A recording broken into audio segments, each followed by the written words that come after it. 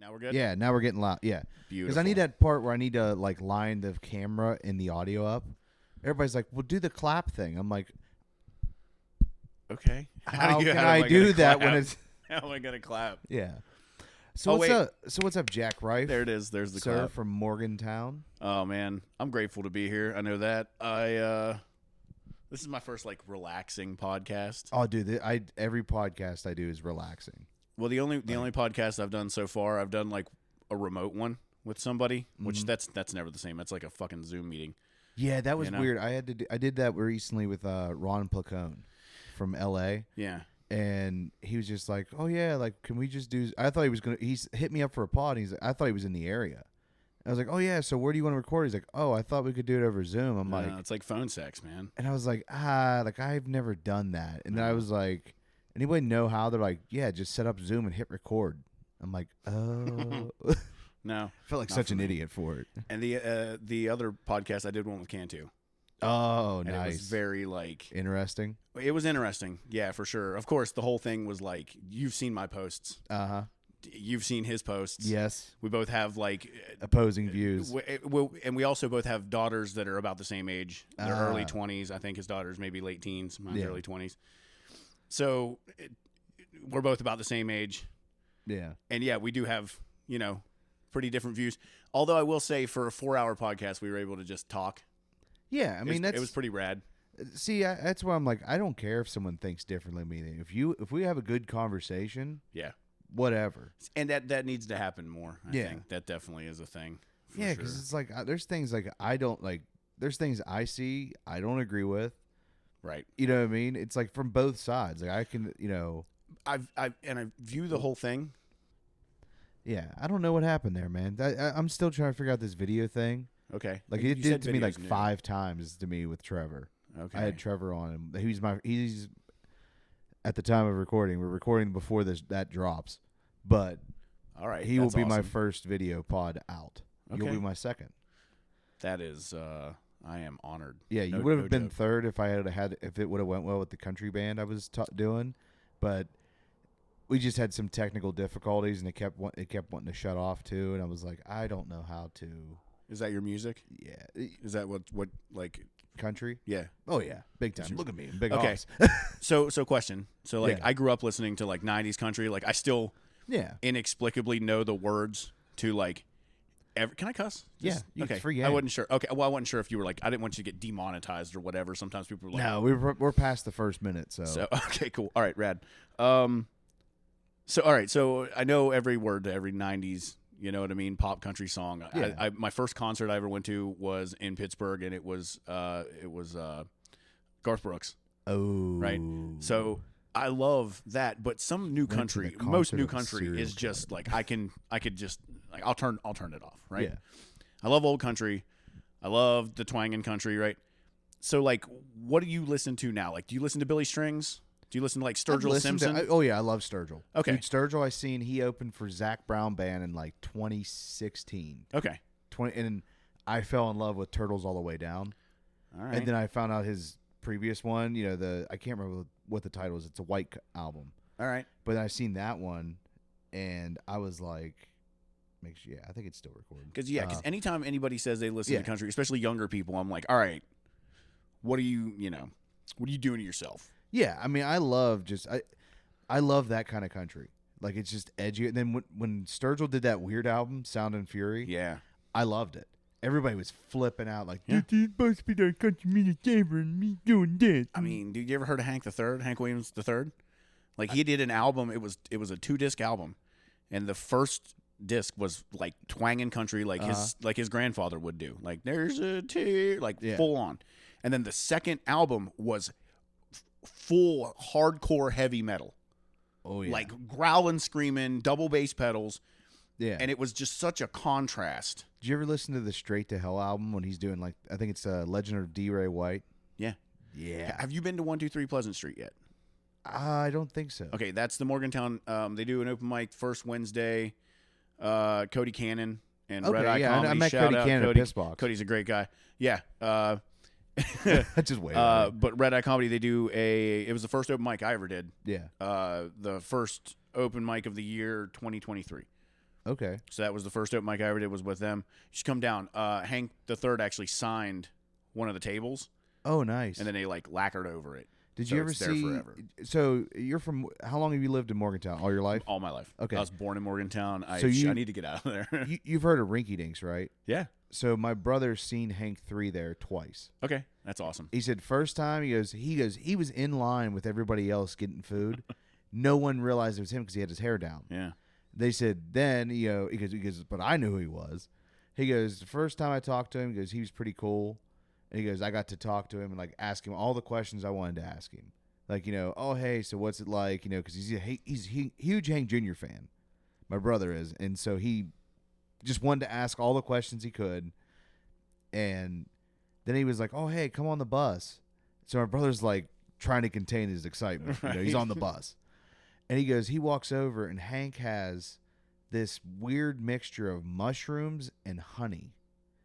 And he goes, you want some? And my brother's like, I would say yes, but I don't know how the rest of the night's going to go. That kills me sometimes. You Wonderfully. Know what I mean? The rest of the night would go wonderfully. When a rock star offers you drugs, go for it. Take them. Yeah. Because it didn't kill them. Yeah. That's what I'm saying. Like, there's certain things. It's like it's kind of like everyone says that if Willie Nelson offers you weed, even people who will never smoke weed in their life, you do that. Willie Nelson offers it to you, you're going to take it. I once made a joke. I went to the gathering of the Juggalos one year. Right. So we didn't actually plan to. We had a bunch of ganja oil, and we had to make it into edible so it didn't go bad. So we made it into a bunch of cookies and brownies and all kinds of stuff. And now we've got pounds and pounds of all of this stuff, and we had nowhere to go sell it. So we start looking through all the different festivals everywhere, and we see the Gathering of the Juggalos, Cave in Rock, Illinois. It was like 2012, I think.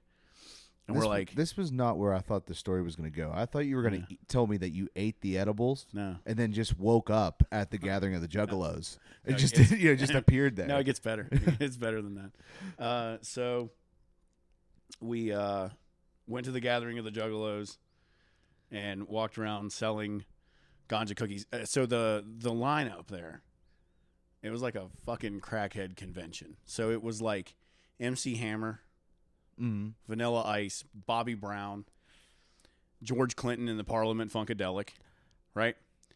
Fucking Charlie Sheen was there. Charlie, dude. Like, hey man, like winning. just like Charlie Sheen, just to be there, you know. And that was right whenever all that went down. Right when, yeah, right when. So at one point I was like, I've never smoked crack, but if George Clinton.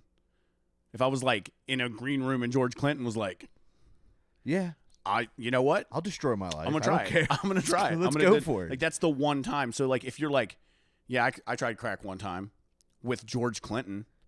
I'd be like, all right, that's the one time you do it. Yeah. Because everybody else is like, I tried crack one time for 6 months. Yeah. And left my teeth on a bus. Yeah. Yeah. Whew. Dude, did you ever see the Tales of the Tour Bus for George Clinton? No. Oh, my God. They were talking about Atomic Dog. Yeah. And they said they were playing the music for Atomic Dog, and they said George is just out of his mind. So they said, we're rewinding the tape back to start the next take, and he starts doing the song to the rewind. He goes, if you play Atomic Dog, that's the rewind. That's not the actual song. It was supposed to go the other way.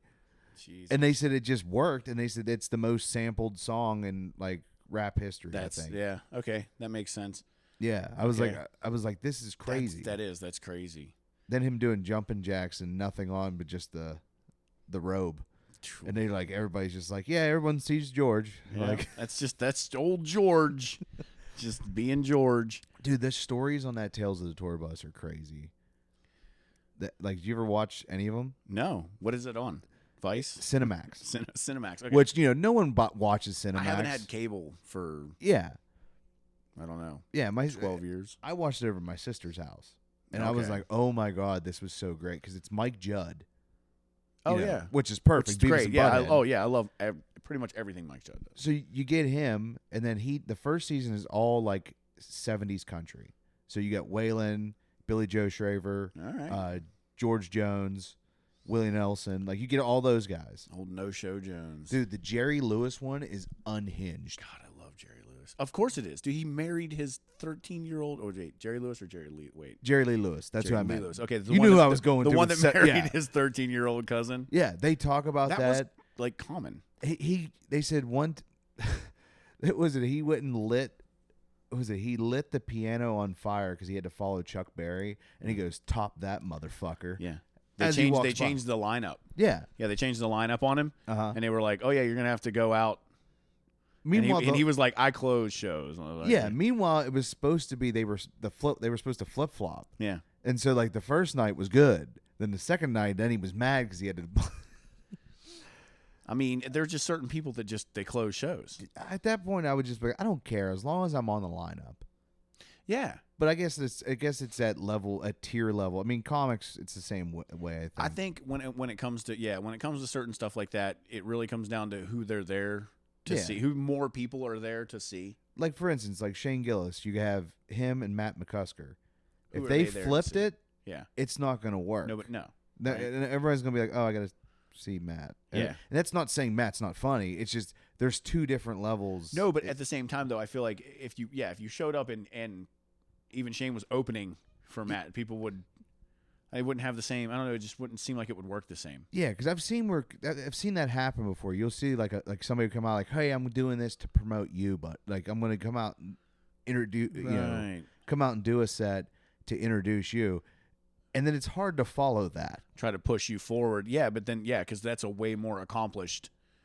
Person that has more polished material, or they're just good at it. It'd be like if you were in, like, let's say you're in LA, right, the Comedy Store, and you're doing set there, and then at the time Robin Williams walks in, goes up and does like 10 minutes before you.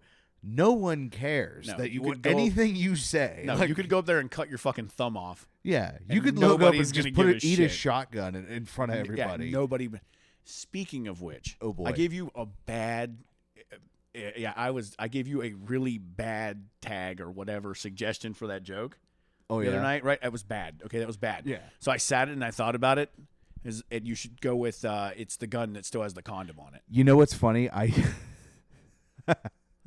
It's funny. I did try the tag, and it grossed everyone out. I figured it would. It was grossing me out. Yeah, I just thought about it. Once I said it, I went, you know what, guys? I feel dirty for saying I feel bad. it. It's just you could have blamed me. I wouldn't have cared. It was. I don't know. It was. I was hoping to get to you before you actually. But no, I would go with like it was the gun that still had the condom on it. Yeah. It's a hard joke. It is. It's weird. Like I have, but it's okay. It's based a little bit in fact. Okay. Because I was on Tinder and me and Toby Taylor driving out to Youngstown for a show, and I'm like swiping through Bumble or whatever, and come across this girl, and she's wow, out of your league. No, just wow. Wow. Right. Okay. And then like I'm like wow, like what is she doing on a dating app? And then you scroll through, and it said HSPV positive. Yeah. And I was like, you almost want to risk it. Like, maybe I can beat it. You know what I mean? Right? Like, maybe, what are my odds? What if you prayed real hard? Yeah. It's like, that's when you want DraftKings to give you the yeah. What if you go in with the faith of God? Yeah. Maybe the armor of God will protect me for this. Yeah. And I don't think so. I just don't think it hasn't stopped HIV think yet. Antibiotics are going to stop it. No, I don't think so. Imagine if that's how it worked. Like, just anytime, like, imagine bank robbers before they robbed a bank were just like, all right, let's pray first before we go in. Their bullets won't hit us. But then you're going to meet a pass because the cops, when they show up, they're going to pray. I hope my bullets go through it. What happens there? I mean, that's the conundrum that happens in football every year. And Bruce Almighty. Yeah. If you think about it, if prayer really did work, Notre Dame would be like 436-time national champions. Yeah. Well, I think prayer. I'm trying to think about this. I think prayer works, but not in the way people think. Correct. I agree. I think faith, like actual belief, like not thinking but knowing something is true. Yeah. Can actually affect your reality. Yeah. I mean, because you can. I mean, there's people who seriously believe things about themselves. And it sometimes works. Yeah, it makes a world of difference. Yeah. Yeah, absolutely. Your self-impression can really change your look.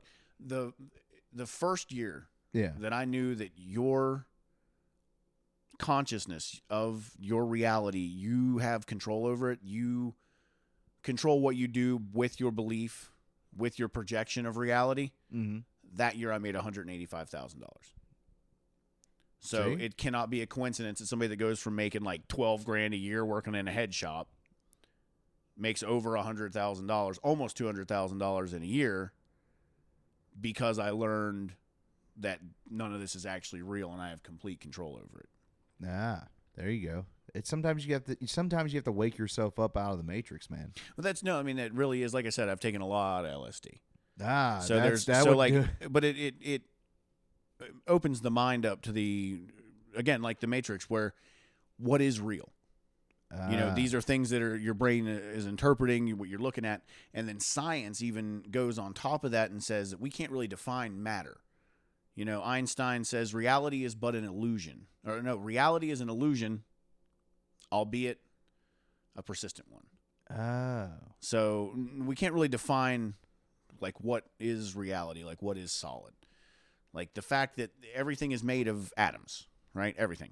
You, me, everything's made of atoms. What are atoms made of?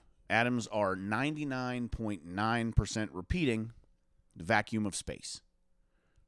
Just space. And then that very small fraction of an atom that's solid is actually just light. Light moving so fast that it appears to be finite. So without our consciousness perceiving these atoms, and none of this exists. None of this is real. You make your reality with your perception. That does sound like a brain that just was baked in LSD. Like it's almost like you marinated your brain in LSD, dude. Yep. Good Grateful Dead family LSD too. Not that weird shit that you get from like metalheads. That's fair. Yeah. I tried it once. I tried it one time, and I had I think I've talked about it a little bit on the pod, but it was amazing. Like there's no other way to put it. It was just amazing. And it was like I was listening to a Luke Combs and a Morgan Wallen song, which I know maybe not the best choice to use for an experience like that. Everybody's got their thing. But it was the Luke Combs song where it's like, I used to wish I was, but I'm glad I'm not. Which the whole meaning behind that song is, I wish I could have been a good football player. But looking at who I am now, man, I'm glad I'm not. Okay. And it's like so many things where it's like, you met this girl and I was going to meet her, we were going to get married, and I was, we broke up, and I was like really because wished I got was high be with her. without the weed. Yeah. Yeah. So it was awesome. I like that. And then I was listening to this Morgan Wallen song called Whiskey Friends, but it sounds like it doesn't have that same country sound to it. There's like a very like club vibe to it. Okay. I don't know how to describe the opening without like trying to play it, but I was listening to those two back and forth, and the two vibes were like awesome. Like I just was vibing to that whole thing, and then I went back to my house and cried to Cody Johnson. Okay. I had a similar experience with vibes like that. I was in Manhattan for a Further show. Mm-hmm. Further was at the time what was left of the Grateful Dead, so it was at the Beacon Theater, and I decided that it would be fun while I was in Manhattan at night to take a 10 strip of LSD. That's 10 hits at once, right? So I'm going to say that for you one more time. I decided it was a good idea at night in Manhattan to take a 10 strip of LSD. Dude, okay. you went and did Skyrim. So that's what you did. So what my favorite thing to do that night was 72nd Street, and trust me, I have like a eidetic memory of Manhattan now because I walked around like the whole thing tripping on acid. So I was like, I'm from there now. Like I'm from there now.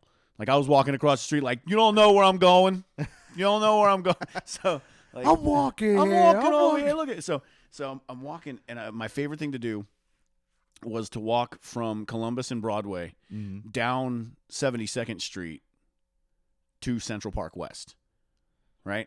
And those are like the houses, like you remember Home Alone 2? Yeah. Right? Yeah. So those are those houses, like those nice townhouses, right? And I'm walking just back and forth down that street. smoking joints. And the contrast of, like, the vibes of walking toward the park. And you're in this major metropolitan city. And it's just, at the end of this street, it's just dark. Oh. It's just dark as fuck. And it's the park. And, like, I would get to the end of 72nd Street where it meets with Central Park West. Yeah. And, like, I would turn around. Like, you can see the Museum of Natural History and stuff. Like, and I'd just turn around and walk back. And as soon as you would turn around, you're walking back toward, like, Broadway. So you're just not walking back into this giant, city that's all lit up. That would break me. But I'm walking back and forth just smoking joints. I had a whole cigarette pack full of joints. Like, NYPD's just driving by.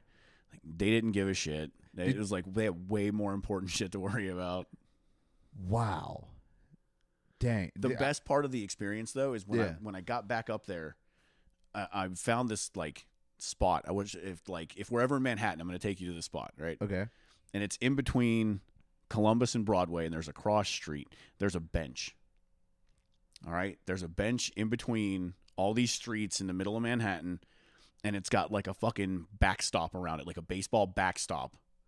Yeah, of, like, wire mesh around it, like, just in case you're sitting there and a tire flies off a fucking cab, you don't die, right? Like, It's not stopping a car, but it'll stop, like, parts. Anyway. Yeah. And it's right in the middle of traffic going both directions, and it's New York, so it's always moving. And I'm just sitting on this bench, just watching New York happen around me.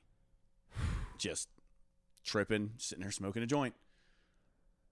Yeah, that was probably one of my favorite New York experiences. Dang, that sounds insane. Yeah, like you said, vibes. Yeah, I love a good vibe. Like, there's something about like. It was funny when we went to New York. I was like, I want to go see the Statue of Liberty, not having any context or clue of how that city works and how massive it is. Yeah, because you see it on a map and like you see it in video game. I'm being honest. I seen Manhattan through Spider-Man. Okay. I saw it through. What was it? Grand Theft Auto 4. Yeah. Liberty City. So it's the same deal. You just fly right out. You just take a boat. Yeah, it's like, I wanted to go out to L.A. and it's like, oh, the fires kind of ruined it for me. Oh, problem solved. I can just go log on to Xbox and there's GTA 5. There's GTA 5, yeah. Like, there is people, it's like, oh, yeah, they knew where everything was in L.A. because they played GTA 5 so much. Oh, yeah, for sure. Yeah, you could definitely find stuff. You could find your way around for sure with just knowing. I feel like that's how everybody's going to be when 6 comes out, and they're going to know Miami. They're going to know Miami really weird. They're going to be like, no, don't go down that street. I'll tell you what, I do love Vice City, though. Oh, it's like, you will never get to just like the people who experienced Psycho in the theater for the first time. Like, you will never get to experience. It was Grand Theft Auto 3 for us. Yeah. Okay, was the first one because 1 and 2 were for the original PlayStation. Right. And they were top down. Mm-hmm. Right. And they were still fun. They were awesome. You blow shit up. It was great. Yeah. And then PlayStation 2 came out, and we got Grand Theft Auto 3. You will never know that breakthrough in video game. Yeah, because all we're going to do from now on is get better graphics. Yeah, and shit's going to move more. For the first time, you could be a guy. Yeah. And just go do shit. And go steal a car and shoot a person, and you just go. The closest we got to it was Driver. Yeah. Because Driver 2 was the first one to let you get out of the car, but it was PlayStation 1. Driver, though, the replay mode in Driver is still, in my opinion, unparalleled. Like, you could make movies. Right. Like, I literally made, I shot after shot after shot of driving through, I think it was Paris. Uh-huh. Or, no, it was Nice. Right? Okay. And you're driving through and you're getting chased by cops. Like, you start in a little car in a parking lot, and then they're immediately on you. Yep. And you're just trying your best. And, like, I went so many shots, but you could literally move and put the camera. Yeah. And slow-mo the cars, speed them up shot for shot. And I can remember having so much fun just fucking around with the replay on Driver. Yeah. I mean, and dude, the maps were huge. Like, I remember they did the entire city of Chicago. They really did. They were crazy big. Yeah, they really were. They pushed it past their limitations. I'm like, if they honestly, like, the last Driver game they made was Driver San Francisco, and it was one of my, I found it at a GameStop, like, and it's backwards compatible with the new systems. Okay, that's awesome. And I'm like, yes. Yeah. So I have it, and I'm like, and I was playing it. There was a mode in there called movie mode where you got to redo a car chase from a movie. They couldn't say what movie due to rights, but it would be the same car. So like Gone in 60 Seconds. Yeah, and there'd be someone like there's one like they did Blues Brothers. Point. Okay, yeah. So So you get the cop car. There's you and the guy next to you. They're both wearing suits and fedoras and sunglasses. And it does not say the Blues Brothers. No, that was like that movie though. It was like the first time my dad was like, I was literally a little kid, and I was like, we're on a mission from God, and my dad's like, do that again. Yeah, I was like, yeah, I could do that. I could do Dan Aykroyd. Dude, I need to find somebody who can actually dance like Dan Aykroyd from Blues Brothers. I could probably do that. You ever see when he did that whole like, he'd just be. Yeah, it was really weird. It was kind of twitchy and jerky like. Yeah, it's funny. My parents, that would have been their time for. It's funny because I was watching like an SNL doc with like Tina Fey. And she says everyone has their SNL cast, and it's usually when you turn 14. Like for most adults. Okay. So like when were you 14? I don't want to put a date on you. End of the 90s. Okay, so you had Mike Myers, Dana Carvey. Yeah. That's your era. Yeah. That's why it's like some of this, like my brother, he had kind of Mike Myers. His was like 95. Okay. Like around there, like 93. No, that was still Mike Myers, Dana Carvey, because that was right around the time that Mike Myers would have been like doing Wayne's World, stuff like that. So yeah. So like our family, like always, SNL's always been a thing, but there was like a certain point where like it wasn't cool with my parents anymore because they got too dirty, because they started pushing it. Like they really did. After for some reason they lost the actual performing. Like the people weren't as good at performing, so they just got really edgy, weird and edgy. Yeah, agreed. Yeah, and I was like, I went and started rewatching SNL because I didn't think, like, everybody in high school all of a sudden was talking about dick in a box and jizz in my pants. Yep. And I was like, where did you guys find this? They're like, oh, it's on Saturday Night Live. I'm like, they're showing this on TV? Yeah. And then, of course, you watch it and you're like, oh my God, these are hilarious. These are great. I loved it. Like, because of course, it's right when I'm turning 13, 14 in high school. Andy Samberg. That's definitely, honestly, that's a good crest to hit. Yeah. Yeah. And then now it's like I watch it and it's like a pain. Like I probably ruined my chances of ever getting on SNL saying that. No, that's not true, because a lot of the people that it's almost contrary. Yeah. Like the people you would think, like, okay, so Dana Carvey talks about how he auditioned at the same time as Tom Kenny, the guy that does the voice of SpongeBob. Yeah. And it was him, Tom Kenny, and Dana Carvey, and no, the other guy that's what? Shit, not Rob Schneider. No. David Spade? David Spade. Okay. So I guess David Spade and Dana Carvey both flat bomb. Yeah. Right? Don't get shit. Tom Kenny kills for 15 minutes. Uh-huh. They both end up on the show. Tom Kenny doesn't. So I guess after a while, David Spade asked Lorne Michaels, he's like, why didn't you guys pick him up? And they were just like, oh, we liked your guys' writing better. We liked the way you guys wrote better. Oh, wow. So regardless of whether their stuff fell flat or not, they just liked the way that they could context to writing. They're writing more suited skits, would be my guess. That's what I think some of it is, because you hear so many stories about famous people who have tried out for it and then didn't get picked, and it's the reason why. And I think the reason why is they look at like, does your vibe match our vibe? You can be funny, doing your stuff. That's cool. Can you be funny doing anything? That's Saturday Night Live. Saturday Night Live wants you to be, I'm just guessing. Yeah. They want you to, if you're going to fit a stereotype for the show, which unfortunately I believe is probably what's one of the most negative things about the show now, is that like, and Lorne Michaels has always done it. Like he wants to find another Chevy Chase. He wants to find another Will Ferrell. Yeah. He wants to find another Eddie Murphy. That's not how shit works. You can't just keep looking for another guy another woman. I don't think that's Lorne Michaels had anything to do with Eddie Murphy on that one. I think because Eddie Murphy showed up right when everybody else left. Yeah. But Lorne Michaels left then too, because he was like, oh, I can just kind of do movies. Well, yeah. He did a couple. I'm saying like after the fact. Like he would. What do we do? I'm gonna crack this thing up. Dude, these technical difficulties, man. I'm working on it, but technological differences. It's funny.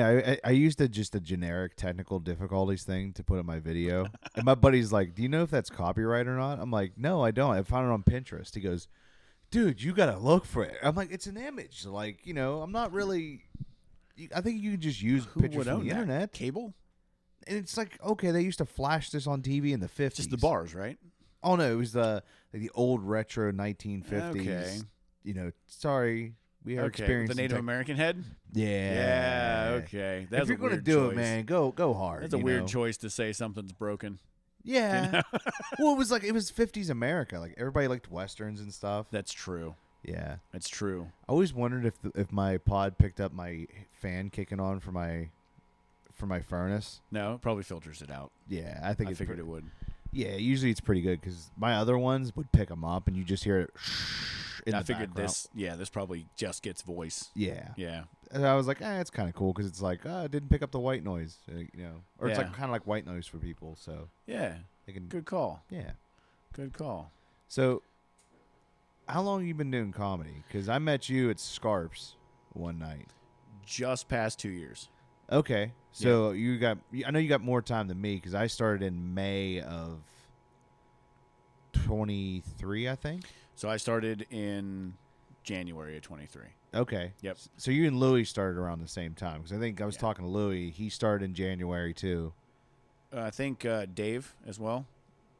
Dave Kaminsky? Yes. Okay. Yep. So I think we all started right around the same time.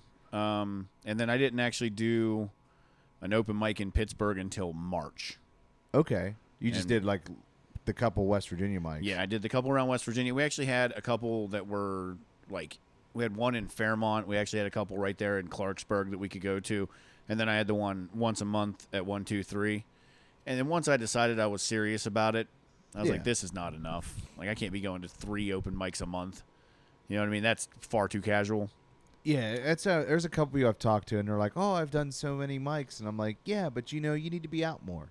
Yeah, like if you're serious about this, be serious about it." And the people that are like, "Oh, I don't do open mics." Okay, there's only 2 speeds of comedians. All right, there's either you do open mics until you get notable enough that you can tour. Yeah, and you can try your stuff, new stuff, or whatever while you're touring for specials. Yeah. Okay.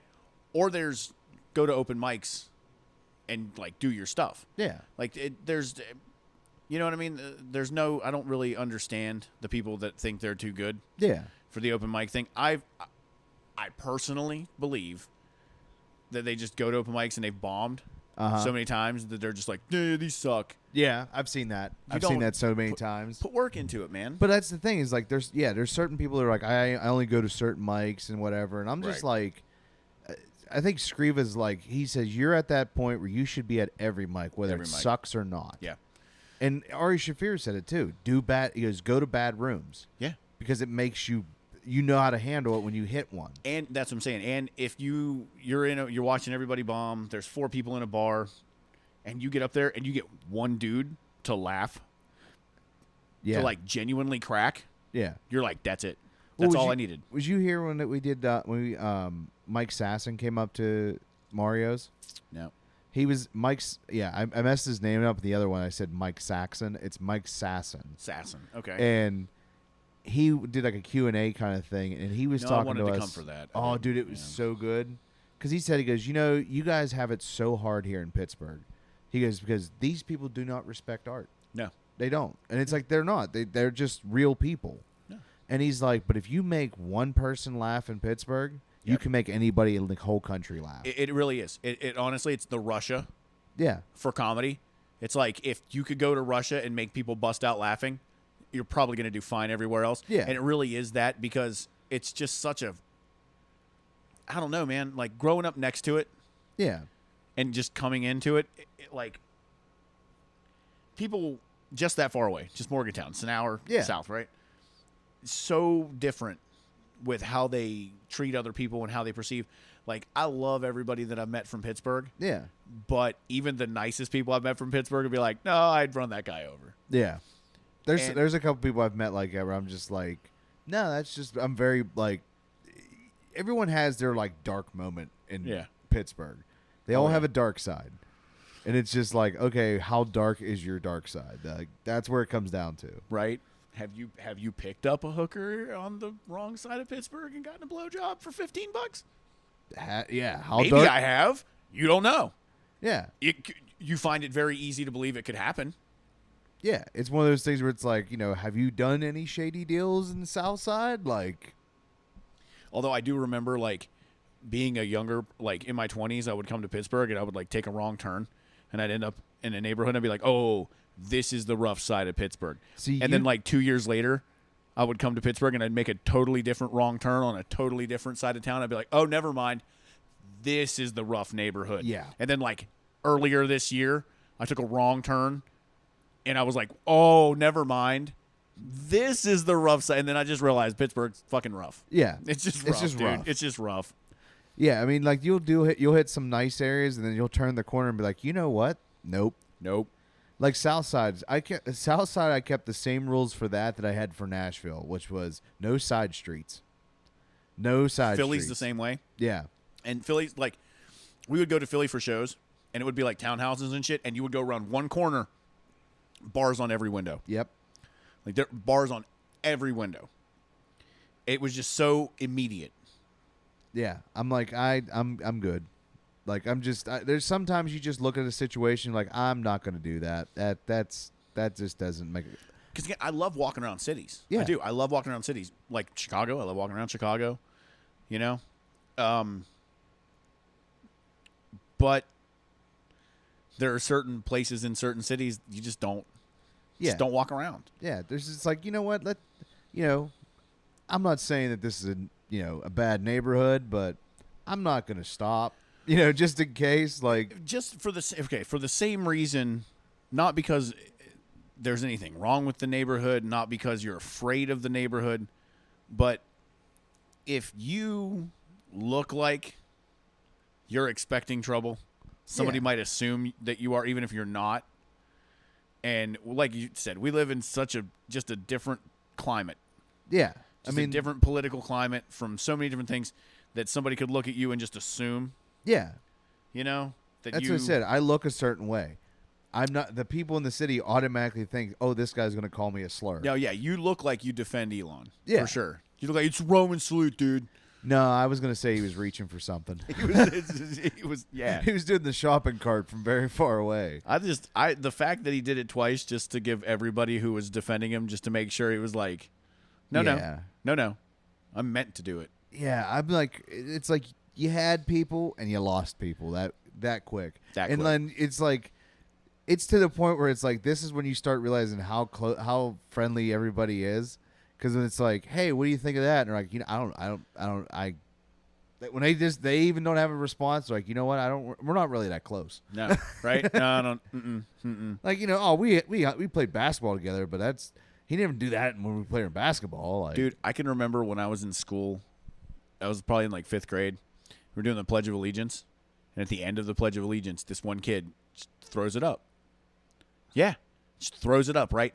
And the teacher, like, grabbed him by the arm and pulled him out of the room. Yeah. Right? And we're all looking at each other like, did you see what he just fucking did? And to this day, I can remember that kid's parents coming to pick him up, and you could hear him screaming all the way to the car because I'm pretty sure his dad was just wearing him out, dude. Yeah. I mean, like, that's the problem. That's the problem today, I think. And, like, I'm not saying go abuse your kids. But, like, dude, you can't, like, first of all, like, the kids today, the stuff I see them do, we wouldn't even think about doing. No. Like, I remember there was kids swearing on the elementary bus when I was, like, coming home. Like, I was just in high school, and so you'd have to ride the elementary bus home. And I remember, like, kids were swearing at each other, and I'm like, what? We never talked like that when we were in elementary school. Like, we were afraid to. No, you getting, like... Even if you did accidentally swear, one kid would snitch on you. Yeah. Now it's like, if you're not swearing, you're the weird one. Yeah. And I'm like, parents ain't... Swearing's the new smoking, though. None of them smoke. They vape. Yeah. They all vape now. Wait till you see a 5th grade, like a kindergarten kid out there vaping and stuff. Dude, I was 5 years old the first time I smoked a cigarette. Ooh. Yeah, dude. Shit was different, man. You know, just stuff was different. I lived in a trailer park, of course, as you can tell by looking at me. It just sounded like. I lived in a trailer park, and these two brothers that lived a couple trailers up from me that were a couple years older than me, they were like, hey, go tell your babysitter that our mom wants cigarettes. Our mom wants to bum some cigarettes from her. And I was like, all right. So I went down to the lady that was supposed to be babysitting me. Yeah. And I was like, hey, so-and-so's mom wants to know if she can bum a couple cigarettes. And she's like, yeah. And she just gives me like two, like 100s. Yeah. You know, just like 2 cigarettes. And she's like, here you go. To a fucking 5-year-old. Yeah. And I just take him to my buddy. And like we go behind a fence. And I smoked my first cigarette, like, yeah, kindergarten age. Whew. Did you keep going? I mean, yeah, for not immediately, but like throughout my childhood, I would like steal cigarettes out of my grandma's ashtray and stuff. Like and then like once I became an adult, I smoked until I was my early 30s. Oh wow. Yeah, I quit 33, I think. When I was 33, I quit. Oof. Yeah. Dang. So it's been fucking 7 years now. Yeesh. Yeah. Yeah. So I'm trying to think where to go from that. Like, I'd say, this is everybody's like, oh, this is where this podcasting skills fall apart. How do you bridge it, man? How do you bridge it? Because there's something I want to get into with you about the wrestling. Okay. I know you've told me multiple times that you used to be a wrestler. Yep. I don't know what I wanted to say. Pro wrestler. Yeah. Yeah. Yeah, like WWE style professional wrestler. I should have said studio wrestling because it sounds like everybody's going to think, yeah, like Olympic wrestler. Like, no, not that. No, I always say like WWE style or you know, like what I wish wrestling. Olympic wrestling was. You know, dude, it'd be so much cooler. Yeah. You know, I was really good at promos. Okay. Like there's a promo that I did. The furthest I got, I did a reality TV show. Oh, okay. Where I wrestled in front of Jim Cornette. Oh, nice. Yeah, he's an asshole. I think most wrestlers are. Yeah, I wrestled in front of Jim Cornette and Colonel Robert Parker, who was Stone Cold Steve Austin's manager when he was in WCW. Anyway, nice. And I was one of definitely the least experienced people there. Mm-hmm. I was definitely the least experienced person there, I should say. But when it came time, they let everybody got to cut a promo. Okay. And even though I had such little experience, my promo is the one they picked for the sizzle reel. Oh, nice. And Jerry Jarrett, who was Jeff Jarrett's father. Yeah. Jerry Jarrett, God rest his soul, good man, R.I.P., told me that I would make it in the wrestling business on my ability to talk alone. Oh, nice. So just my ability to cut promos that would be all I would need. I just didn't want to get hurt, you know? That's fair. There's a lot of like injuries and stuff. Like I see concussions were really my thing. Like as you get older, you know, you get more concussions and start getting that. Yeah. I'd never really gotten concussions. You know, like I did when I was a kid. Mm-hmm. But never, you know, as an adult. So the further I got into wrestling, I'm like, it's bound to happen. Yeah. You know, and then I was like, man, I don't want that. Yeah, you don't want to pull a Chris Benoit. I want to scramble the brains. See, they don't want to talk about that. I was watching on the Vince McMahon doc. Do you ever see that? Yeah. No, they don't talk about it. The dude was doing diving headbutts. But like they said, he goes, that right there. And the guy's like, it was CTE, hands down. He goes, that's why this dude snapped. I mean, when you add on top of CTE, if you do add on top of that steroids. Yeah. Like if you've seen what roid rage looks like there's a promo with Jimmy Snuka, Superfly, and Vince McMahon, and I think it's early 80s, late, and Jimmy goes full roid rage to the point where Vince is like, Jimmy! Yeah. Like trying to calm him the fuck down because he has gone full roid rage. It's around about the time that apparently Jimmy Snuka killed his girlfriend. Ooh, so it was actually not. It didn't bode well for him that he was like literally freaking out on camera while he was also like freaking out. You know. When all that was going on too. Right. So I do. I want to write material about wrestling. I do, but it's really a challenge for me to make it relatable. That's fair. Like, that's the tough part that I found is, like, people are like, oh, I bet you have a lot of fun stories. Yeah, I do. That fun stories don't necessarily make for good comedy. Like, a lot of people, especially people that are like, I'm going to try comedy for the first time. I'm going to tell that story that I told at that party. It's going to kill. It's going to be so great. Like, one time, me and my buddy George, we were driving around, and then, like, they get 20 minutes into the story, and, like, nobody's laughed once, and they're just like, oh, okay, I guess I'm done. Well, sometimes I'm like, I'll go up to a mic and just talk about something, and like just talk about it. It's like, a good thing to do at open mics. Just that's where you find stuff. And then it's like you just they laughed at this part, this part, this part. Now you're like, okay, now we can punch it up. Yeah, this is what they found amusing. Yeah. Now I'm gonna judge this. Yeah, like there's a couple stories I told. Like I went up and told this wild New Year's Eve story. I just went up at like a mic and just sat and talked, and I knew it was just all comics and we're all buddies, and I was just like, all right guys, here's something wild that happened to me, and just talked about it, and it just everyone started laughing about it because I was just being honest, like, and everybody's like, that right there, they said you were being honest on stage, and it like. That's what resonates with people. Yeah, so it's like now I'm trying to keep that, and like how it's like, okay, now how do I harness this all the time? That's the thing about being authentic. Yeah, is you can't try to be, it's like being cool. All right? Nobody who says they're cool, is cool. Actually, what I found in my life is nobody's ever anything they say they are. Mm-hmm. So just take it for whatever in life. If somebody says they're something, that's a pretty good indication that they're not that thing. Like if somebody's like, I'm an adult, they're not. I'm not. I know I'm not. Right? But the only time that it really matters, the only time you really need to pay attention is when somebody says they're sorry.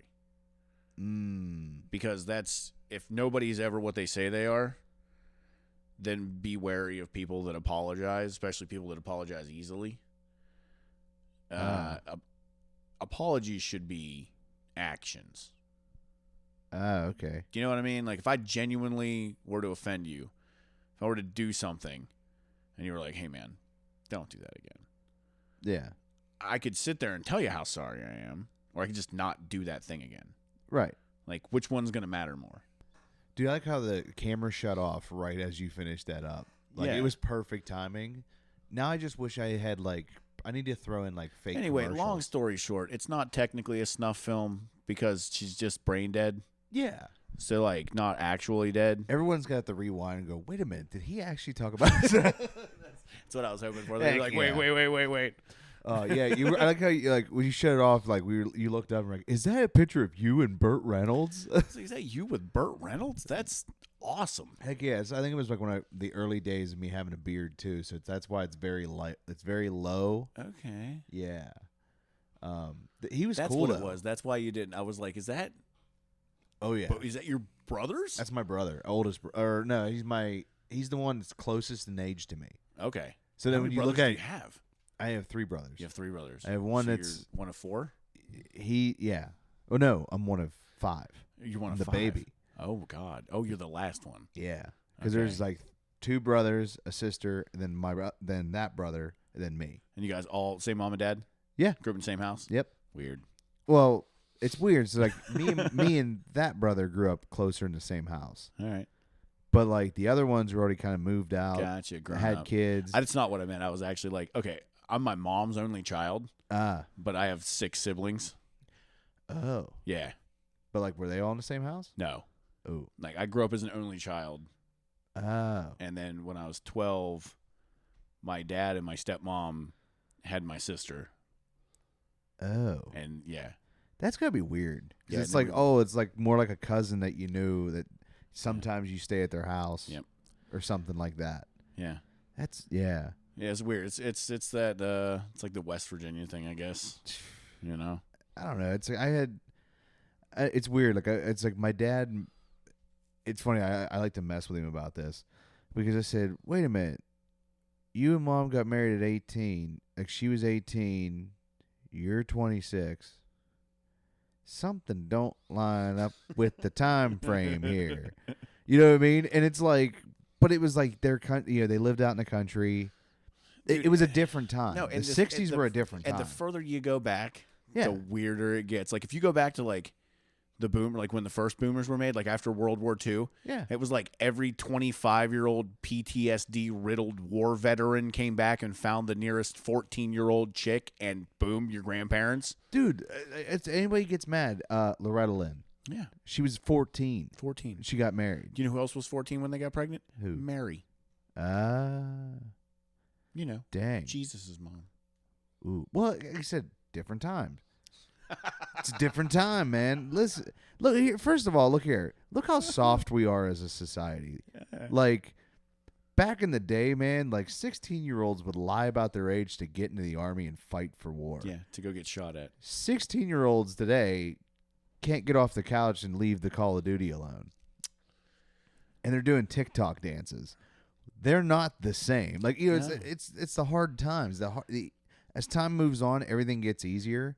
So I don't know. It's like society dynamics change. But I think one of the main issues that we have is that we've been subject to weaponized PTSD for so long as a society that I think that a break from that is what we're seeing.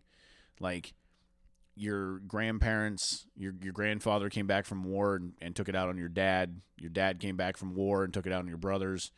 And your brothers are fucked up for it. And, like, if you don't have the generations that go to war to bring that shit home, then maybe that's why kids get soft. And, I mean, it's not a bad thing, you know? Like, you remember Stand By Me? Yeah. Corey Feldman's character? Yeah. Teddy Duchamp or whatever his name was, right? Remember what his dad did to him? I can't. Held his ear to a stove. So his ear was all fucked up, right?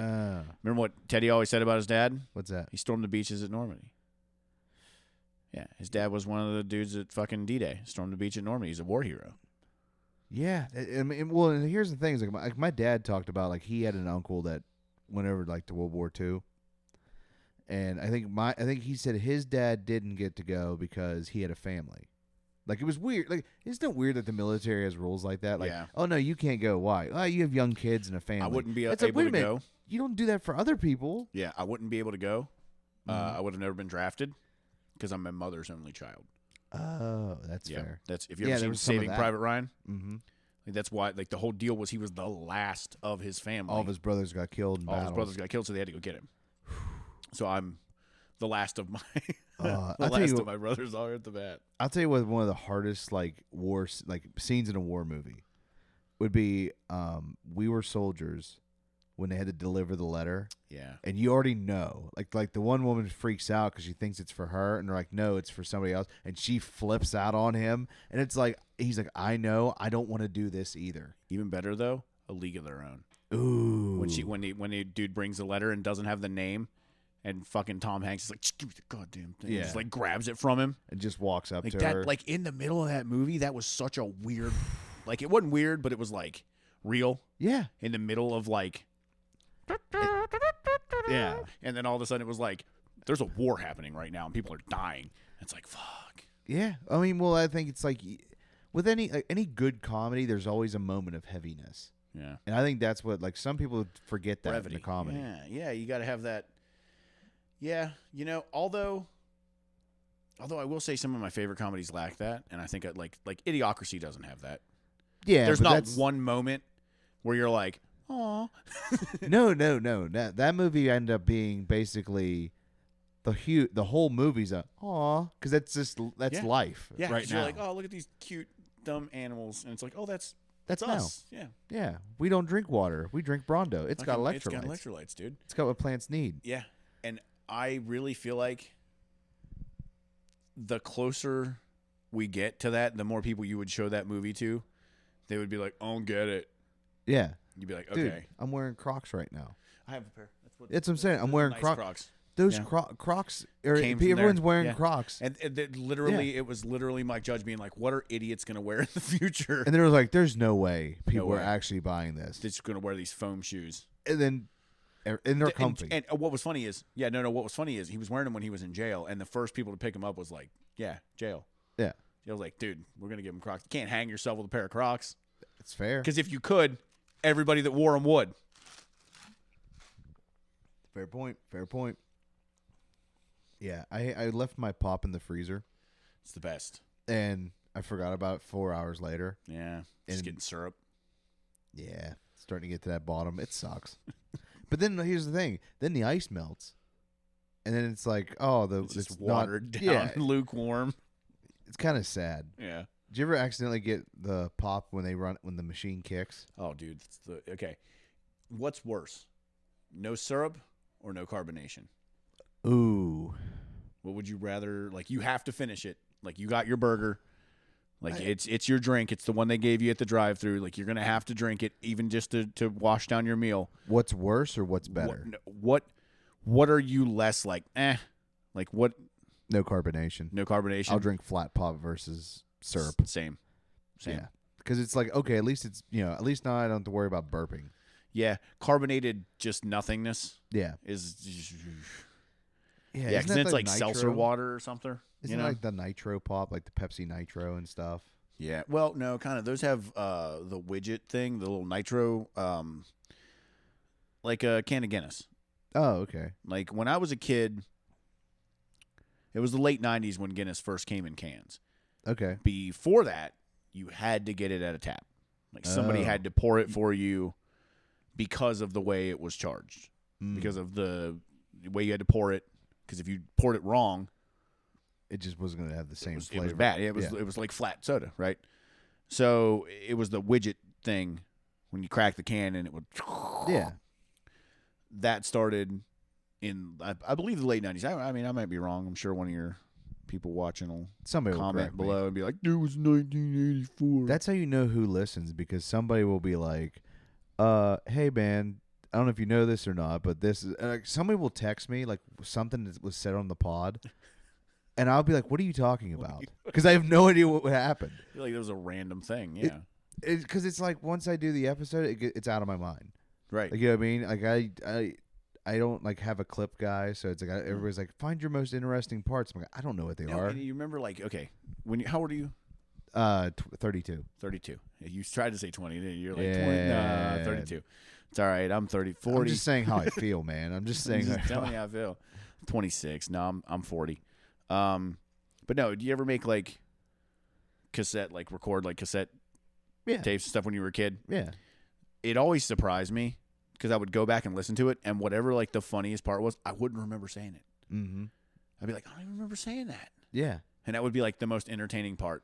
Yeah. And it's just, yeah. And honestly, it was the same thing. Like when I would go back and watch my wrestling matches, the coolest shit, like the coolest sequence I would do, I'd be I don't even fucking remember doing that. Yeah. Like, that was cool. I got to remember how to do it again. Yeah. So what was like, I'm not going to have you reveal any of the wrestling secrets, even though everybody pretty much knows them. Yeah. They, especially with the way WWE came out on Netflix, and they were just like, this is how it goes. Yeah. That was, that was a lot, dude. That was bad because it's like a lot. I think a lot of people were kind of mad about that. Honestly, I've always had a bit of a soft spot about using wrestling terminology in and on a show. Like, don't do that. Don't say bump. Yeah. Don't say job. Don't use those terms. Stop it. That's behind the scenes talk. Don't say face. Don't say heel. Stop it. You're literally ruining the illusion of a play. Yeah. You're coming out and you are breaking character. It's like if you go to fucking Storybook Forest and everybody's just like, yeah, it's fucking storybooks. It just makes me mad that basically people ruined it. Yeah. Like they could not. Fans, yeah. Yeah. It's like the fans did because everyone, there's always somebody comes along and goes, hey, that guy didn't actually hit that dude. Yeah. Marks. And you're like, you motherfucker. Like, why? Yeah. Why ruin it? Nobody goes to a play. Yeah. Nobody goes to see a Broadway play that's won Tonys and is like, that's not really George. Yeah. That's an actor. No shit, dude. Like, yeah. What do you think you're here for? Like, if you want to go see MMA, if you want to go see boxing, go see that. Yeah. We live in a world where you can do that. If you want to go watch some form of theatrical athletic entertainment, that's what wrestling is. It's our form of it is redneck theater. Yeah, that's why I love the 90s wrestling, because it looks real. It looks believable. Like every time you see someone get hit with a chair or you actually kind of believe it. The 80s one, you can clearly tell. Like it doesn't look. No, 80s wrestling was very The promos are amazing. Yeah, 80s wrestling was way more on the theatrics. It was way more on the body, the physique, looking like a superhero. Yeah. And yet riling people up. That was the whole deal. You know, the violence wasn't so... No, the violence was under... I mean, in the 80s, you could get disqualified for putting your opponent over the top rope. Oh, really? Yeah. Like wrestling, it was... They had a more stringent... Yeah. You know, so that it was more of a contest, not so much of a show. Because then a lot of people are like, oh, it's all choreographed. No, it's not. If it was all choreographed, I would have never done it. Because I can't remember that much. Yeah. So, like, it's not all choreographed. You learn... It's almost like you're doing a dance with... It's weird. You're dancing with Kinda, another dude. Yeah. But you're also improvising while dancing. That's the thing. And you have to know when and where you can improvise to where you're not going to hurt. You have to know how to communicate. Yeah. There's a lot that goes into being good at it. There's not a lot that goes into doing it. There's a lot that goes into being good at it. Like, you can do it, but can you keep 30,000 people's attention? Now, did you wrestle in, like, around the time when the best wrestling games were made? And I'm saying best because I don't care what anybody says. These new ones suck. Yeah, the new ones But the suck. ones for PlayStation 2... The best one, in my opinion, and it's just because, I don't know, I like it was, I think 2K13.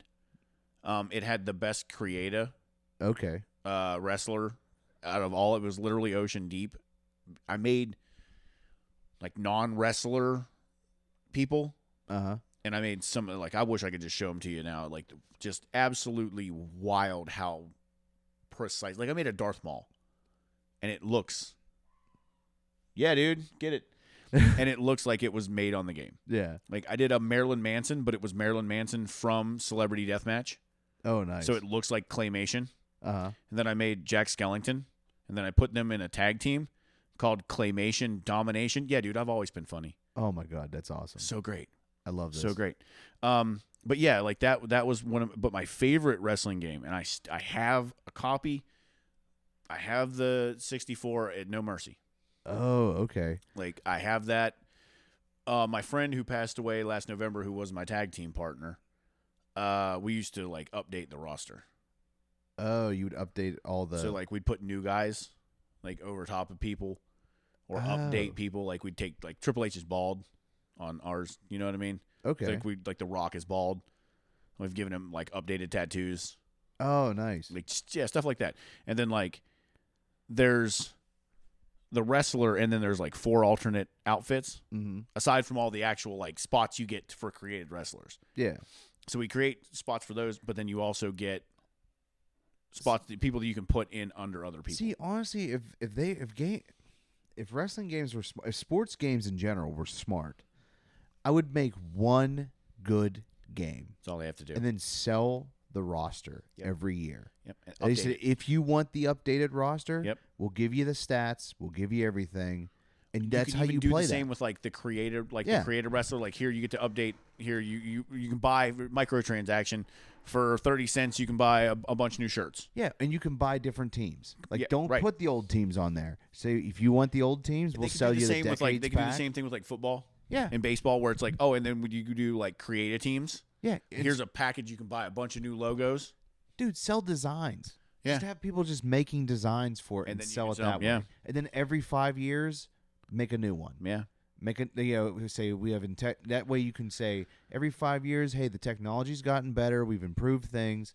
It would also be smart if they did that with games like Grand Theft Auto, where it was like, here's the map you get, and then every couple months we're going to add it like a neighborhood. Yeah. We're going to add this. We're going to add that. Like I have a driving simulator. Yeah. And they just came out with a brand new Assetto Corsa for the first time in like 11 years. Mm-hmm. And one of the things that's going to be on the final version is there's going to be a free roam area all around Germany, all around the Nordschleife. Oh, wow. And it's going to be one of the largest free roam maps. Yeah. And it's going to be laser scanned. Yeah. So, like, that's like imagine crazy. Forza, to put Forza into your driving simulator. Oh, I have. You know what I mean? Like something like that. Assetto Corsa is way bigger. Okay. Yeah, Assetto Corsa, I have Content Manager, so I have a bunch of like mods. Like any car you can imagine, I can drive it. Like any track that you can imagine or road, I can drive it. Oh, nice. Like I can download it. Like that's why I got my driving simulator. Is during COVID. Before COVID, I was planning on building a drift car. Yeah.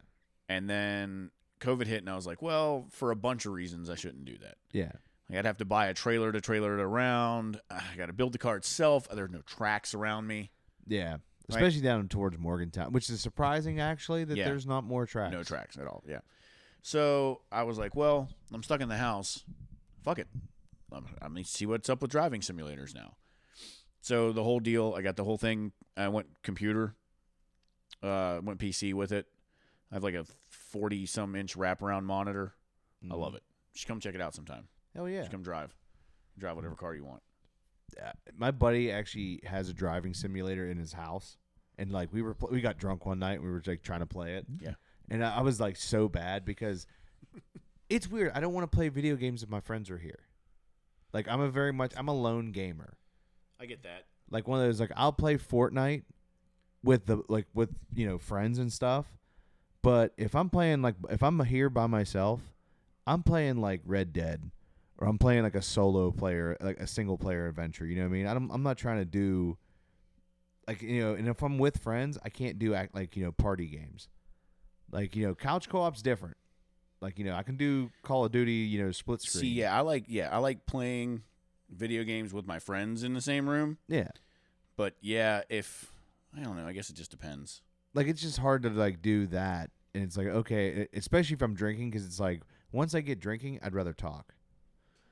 Ooh, that's sweet. I like how you can take the steering wheel off. Yeah, I put a quick release on it so that, basically so I could drive. Actually, the next picture shows all the wheels. Oh, nice. So that way I can drive all the different types of cars and maintain the authentic feel. Yeah, we gotta go out to Monroeville. They have go-kart racing. Oh yeah, dude, you'll get smoked. So much fun. You'll get smoked. Like I honestly, and but the bad part is that they don't actually you can't actually. It's not the first person across the finish line. It's all timer. Yeah, timer though. I'm still like, yeah. I've always liked to drive. I've always been good at driving, and then getting the driving simulator and having like a good driving simulator has made me an even better driver. So like my brother and I went to a go-kart track down by where he lives in Tennessee, and he broke the lap time record, and then I immediately broke it after him. So, hear me out on this. This is what I want to do for an opening for the podcast. All right. If you heard the theme, like how the theme of, and all we have to do is get sponsors, and it's honestly, I don't think it'd be hard for you. I really don't. I'm hoping you. Please take this as the compliment it is. You're marketable, which is weird. Like, cause it's funny. I went up to when I did that show up in Country Corner Inn. I did like a second show there. Yeah. And the one guy's like, "I see what you're doing, and I dig it." And I was like, "I don't know what I'm doing, but all right." Like, because it's just I'm me. Like, I just like to have but that's again, it's the authentic part about it, and it's relatable. Yeah. And then what you're doing is funny. Yeah. And then you're a likable person. Mm-hmm. And people can tell that. Okay. You know what I mean? Like when you see certain people on stage, yeah, whether they're funny or not, you're like that dude's a dick. Like I can tell that guy's an asshole. Yeah, there's some people who, as soon as you meet them, you're like, oh, okay, I get it. I see what you are. Yeah. Right? Yep. And then there's other people when you see them on stage, you're like, I bet that dude's pretty cool.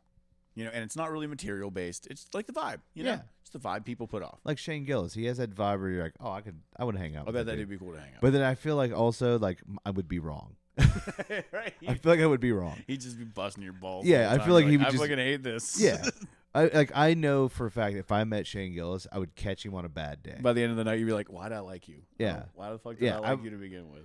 Because I've had that happen. Like especially in Nashville, dude. You meet a country singer or something, dude, and you're like, oh, I can't. Like this guy's awesome. Then you run into him, and they either have a bad day, or you're they're just hungover. the 10,000th person to come up and fucking, and he just snaps, and then you're just like, all right, well, this is weird. I'm just gonna go and hang myself in my apartment. Yeah, you know what I mean? like, I'm the guy that ruined it for everybody. Yeah, that's me. I think it really time and place. Yeah. If they're in an airport, leave them alone. Right. Because nobody is in a good mood. Yeah. When they're in a fucking airport. I don't know. I'm in a good mood in the airport. It's weird. I love traveling. No, I love traveling. To me, it's a big adventure. So I'm like, but there's always a curveball. Yeah. Like whether it's arriving or like when you're flying back, like there's always like when I flew out to Colorado last time, super easy. Right on the way back, I'm like standing there at my terminal, and they moved my terminal. Oh, that's and it's like a quarter mile away in Denver Airport, which is like, and you got to pull the Home Alone run across the And I'm not I'm not necessarily like an airport person, so I'm like looking at signs and shit, See, I'm the fat guy where I will look for that golf cart and be like, "Yo, boss." Like, I'm like, can you like do me a solid? And most of the time they're cool about it. Most of the time. I think I had it happen to me. Most of the time. Yeah. Like one dude just drives off. Yeah, one dude just like ain't happening, like run fatty. And I was like, oh, thanks, dude. Drives off. No. It's weird, though. I like how Pittsburgh Airport hasn't changed since the 90s. Like, they're doing the new. Yeah, they're doing it, yeah. But I'm like, don't. I like when it's. I don't like change, man. It gets worse as you get older. And here's what I realized. When I was younger and you would hear people complain about change, you hear older people complain about change. You're like, shut up, old man. It's just what life is. Now it's like, dude, when I see like buildings go up and they're clearly just disposable buildings, like they're not made out of anything, like sheets. Like a Dollar General. Yeah. Like a Dollar General, right? They're not made out of anything. They're just, it's going to be torn down and another one will be built there for tax purposes. Shit like that. Yeah. That's when I'm like, okay, it's not that I fear change. It's that I fear the lack of substance. That's fair. Like when people are like, oh, that used to be, that used to be 3 houses that were beautiful with Victorian woodworking. Yep. And now it's a sheets. Yeah. And it's like, okay, well, that's the change they didn't like. That's what it feels like movies are now. That's exactly what movies are. Do you know what the problem with movies are? What's that? You used to get like, they used to gamble on shit, dude. Like you used to come to them and they used to like be like, okay, well, this script looks good. Yeah. Okay.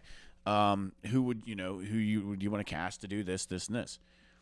And then they'd be like, okay, well, this is just a comedy. Yeah. With, say Dogma, for example. Yeah. All right. Good cast. Right. Okay. Script.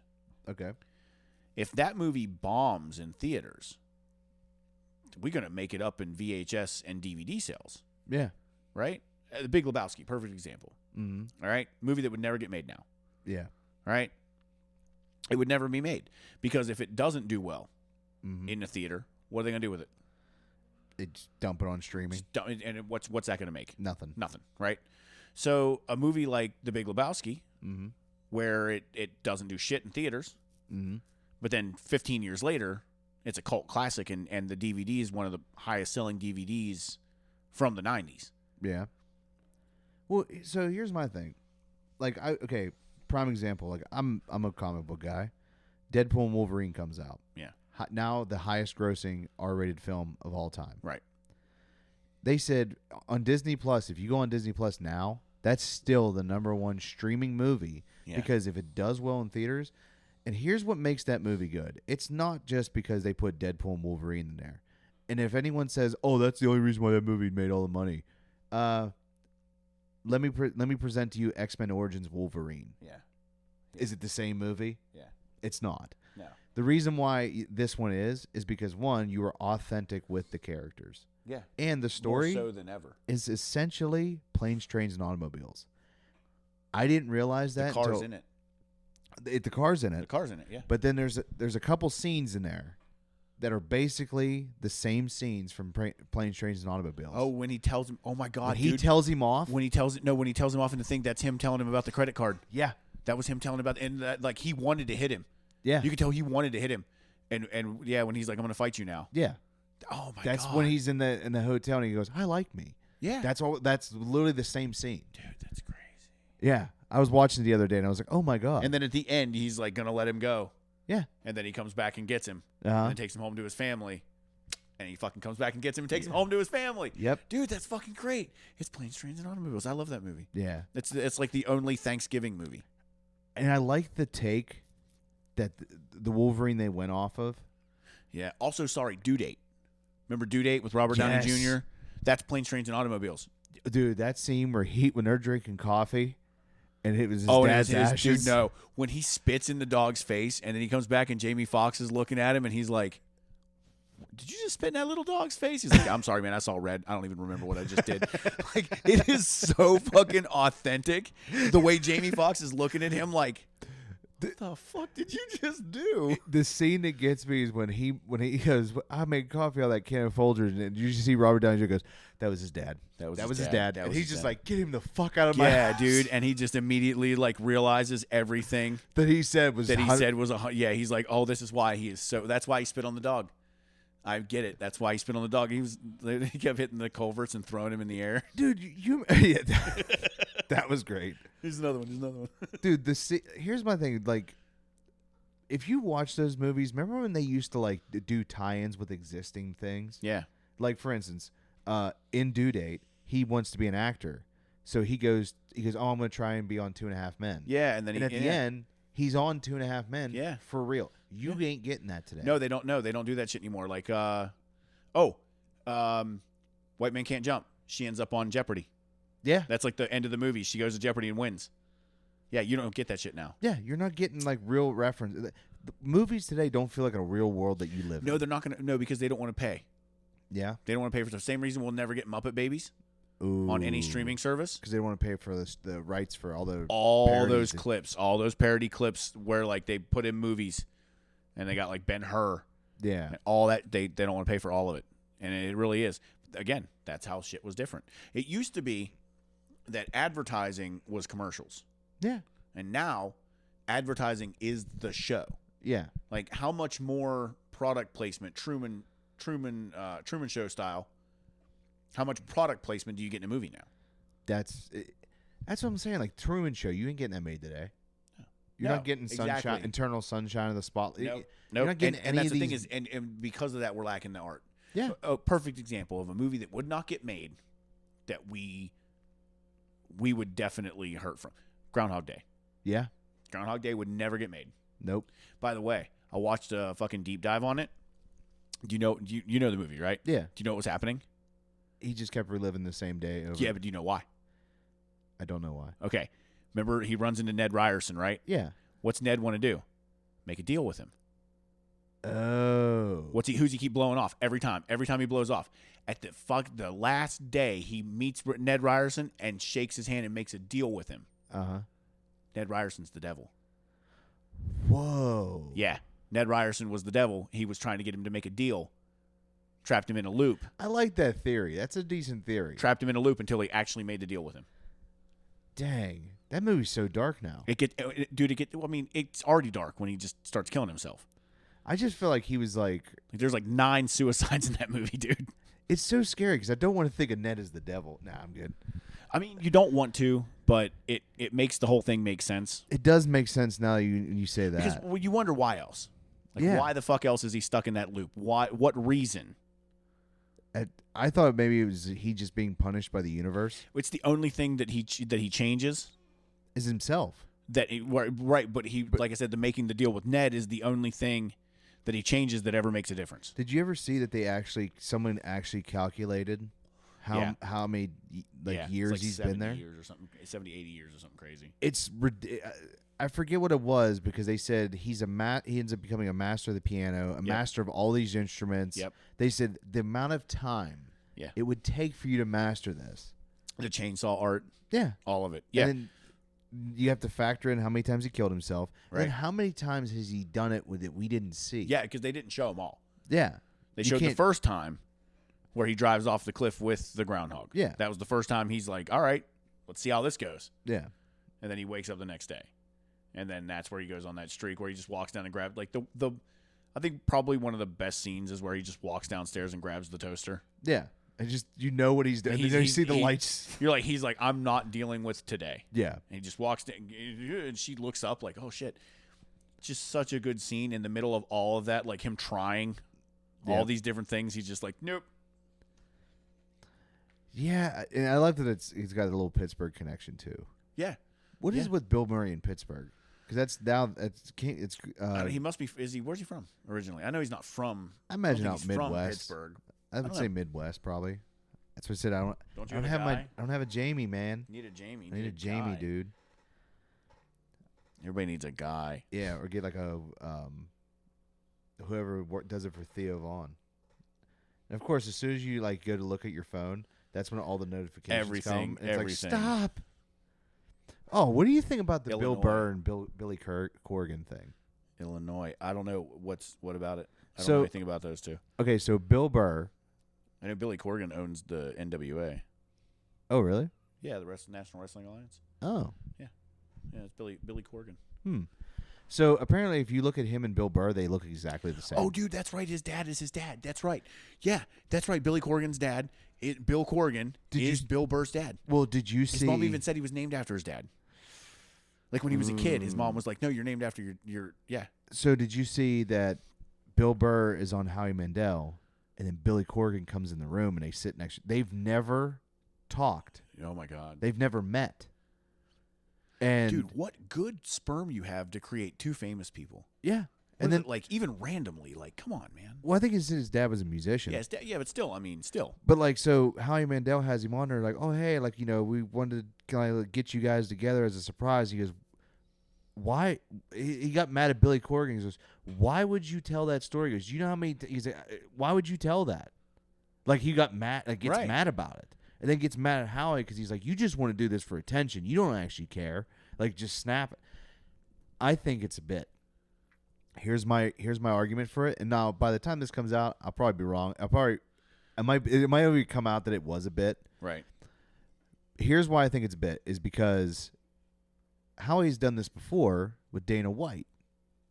When he had Dana White on the pod, and Danny goes, you know what? I've done enough podcasts, and gets up and walks out. Then Dana White comes out later and goes, yeah, that was all set up. Like Howie basically told me, like, hey, do you want to come in and just do this thing, like pretend like you walk out? So I get it. It's viral marketing. Yeah, but you missed your mark, dude. You were supposed to say, you know what, I've had enough of this and walk out.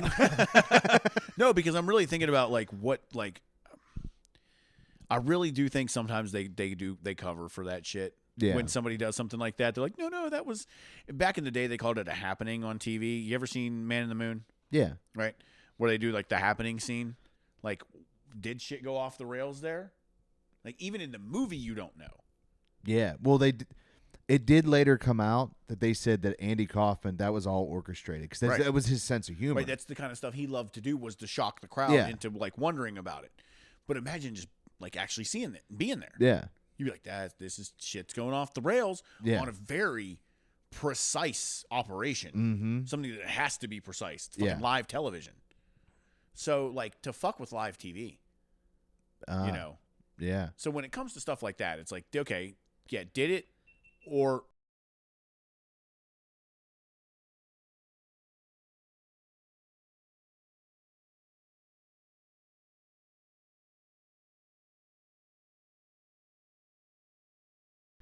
Fooled you. Gotcha. Haha. See, yeah. It was funny. That was perfect timing. The camera shuts off right at Orr. Yeah.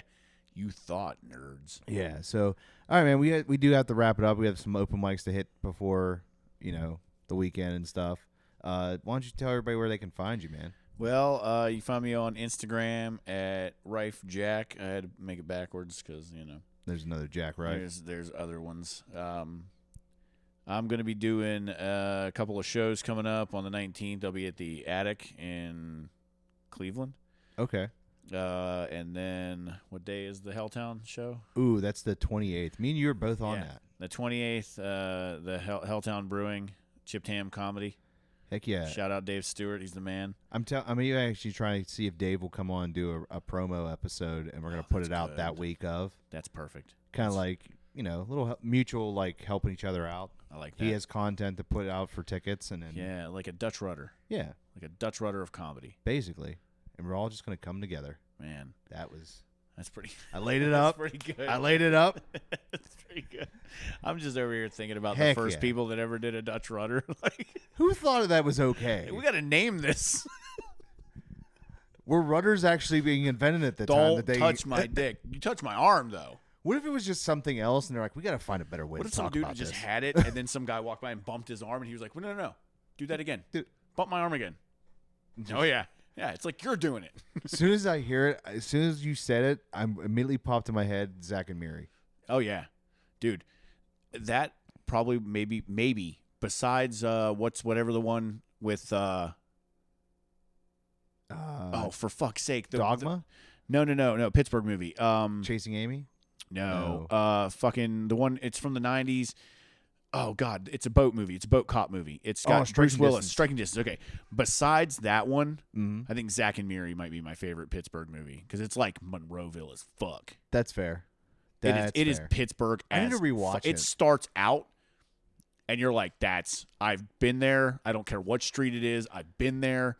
And it's snowy and shitty, and it's perfect. Yep. And it's the dude that walks in after the game is just like, fuck it, chug it. Football. I'm like, that's fucking whoever did it has been there. Yep. Because I feel like they make movies sometimes about places, and you can tell they've never fucking been there. Yep. Like they did a spot. I forget what it was, but it was a thing of West Virginia. Yeah. In a show or something, they had it like next to a giant lake, and I'm like, abso-fucking-lutely not. Do your research, dude. It's that simple. There is not one naturally formed lake in the state of West Virginia. Yeah. It's all reservoirs and shit. Like, it's all shit where they've blown out the side of mountains because of rivers that were too fucking crazy. Yeah. There's no... Because we have so many hills. Like, for God's sakes, the Monongahela River flows from us to you. It's weird. We get all excited that there's going to be a movie filmed in the area, and then we see the movie, and it's like, dude, they didn't do it right, dude. Yeah. I think they said, like, $1, the TV show in Pittsburgh, like, was pretty accurate to Pittsburgh. Okay. But, like, they said the show The Pit on HBO now. All right. Takes place in a fictional Pittsburgh hospital and takes place the entire shift of a hospital. Fallout 76 is my biggest disappointment. Really? Yeah, when it comes to that, because it's supposed to be West Virginia, and they just... No, that's Fallout 76. That's what I said. Oh, that's right. I thought you said... I don't know why I thought New Vegas. No. 76, like, it's West Virginia based, but it's not actually... Like, they didn't really do it. Yeah. I don't know. Yeah, well, they picked an area... Like, you know... It's kind of like when you play the Crew, and you get to Pittsburgh, it just says coal country. You're like, oh, really, guys? Like, oh, come on. That's what we get. That's all you get? Thanks. Nice. Yep. But all right, man, let's wrap it up. We got some mics to hit, and you already told the socials. We have that show with Dave Stewart and everything. Yep. So, and I think we have everything covered. I think we're good. So, until next time, see you guys.